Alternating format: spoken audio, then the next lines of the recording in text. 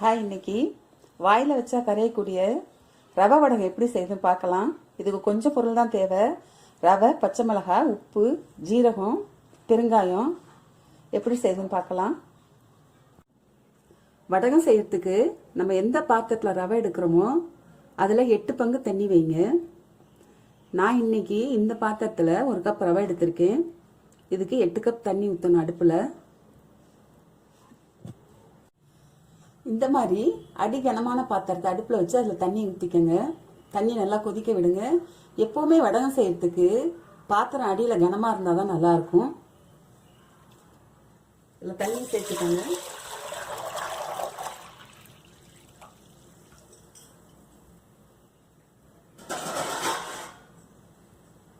இதை மூடி போட்டு நல்லா தண்ணி கொதிக்க விட்டுக்கோங்க. ஒரு மிக்சி ஜாரில் 5 பச்சை மிளகாய் எடுத்திருக்கேன். உங்களுக்கு காரம் எவ்வளோ தேவையோ அந்த மாதிரி மிளகாய் எடுத்துக்கோங்க. இது கூட தேவையான அளவு உப்பு சேர்த்து நல்லா நைஸாக அரைச்சி எடுத்துக்கோங்க. இந்த மாதிரி தண்ணி விட்டு நல்லா அரைச்சி எடுத்துக்கோங்க.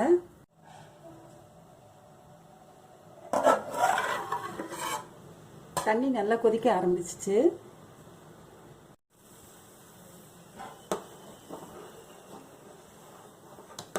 அடுப்பை சிம்மில் வச்சுக்கோங்க.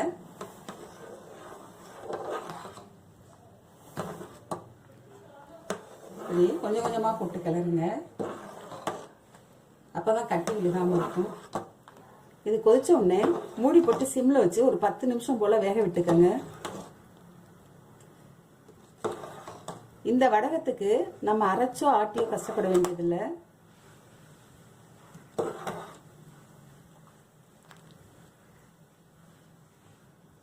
சிம்மில் வச்சு 10 நிமிஷம் போல் வச்சுக்கோங்க.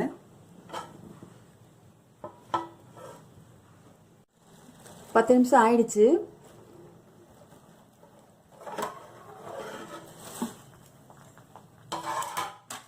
ரவை நல்லா வெந்துடுச்சு. உங்களுக்கு ரொம்ப கெட்டியாக இருக்க மாதிரி இருந்துச்சுன்னா கொஞ்சம் கொதிக்கிற தண்ணியை இதில் ஊற்றிக்கங்க. ஒரு சில ரவை ரொம்ப மொத்தமாக இருந்துச்சுன்னா இந்த மாதிரி கெட்டியாகும். கொஞ்சமாக தண்ணி கொதிக்க வச்சு இதில் சேர்த்துக்கங்க. 1 ஸ்பூன் ஜீரகமும் ஒரு 1/2 ஸ்பூன் போல் பெருங்காயமும் சேர்த்து அடுப்பு ஆஃப் பண்ணிடுங்க.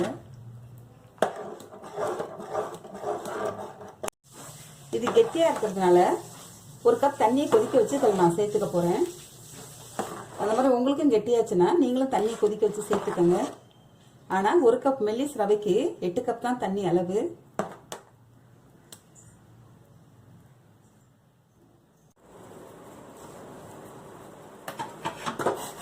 கொதிக்கிற தண்ணி இதில் சேர்த்து நல்லா கிளறி விட்டு ஆற விட்டுருங்க. நல்லா ஆறினதுக்கு அப்புறம் ஜவ்வரிசி வத்தை நம்ம எப்படி கரண்டியில் மொண்டு ஊற்றுறோமோ அந்த மாதிரி வெயிலில் ஊற்றி காய வச்சு எடுத்து வச்சுக்கோங்க. ரவை நல்லா ஆறிடுச்சு. இந்த மாதிரி ஒரு வெள்ளை துணியோ ஒரு சுத்தமான துணியை வெயிலில் விரித்து போட்டு இப்படி கரண்டியில் எடுத்து இந்த மாதிரி ரவுண்ட் ரவுண்டாக ஊற்றிக்கங்க.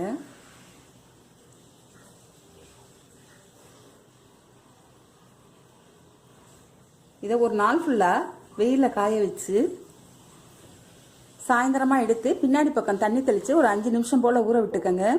அப்புறம் வத்தலை எடுத்திங்கன்னா ஈஸியாக வரும். அடுத்த நாள் ஃபுல்லாக வெயிலில் காய வச்சு எடுத்திங்கன்னா வாயில் கரையக்கூடிய ரொம்ப ஈஸியாக செய்யக்கூடிய ரவை வத்தல் ரெடி ஆகிடும். அவ்வளோதான். ரொம்ப சூப்பரான சுவையான ரவை வடகம் ரெடி ஆயிடுச்சு. இதுக்கு மாவு அரைக்கவோ ஆட்டவோ தேவையில்லை. 2 நாளாக காய வச்சதுல நல்லா முருகலாக காஞ்சிருச்சு. இதை இப்போ பொரிக்கலாம். எண்ணெய் காஞ்சிருச்சு. வடகத்தை பொரிச்சுக்கலாம்.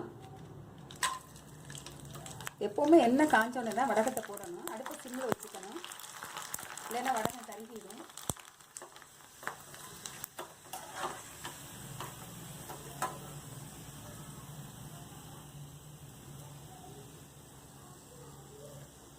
வடகம் நல்லா உப்பி பெருசாக இருக்குது பாருங்கள்.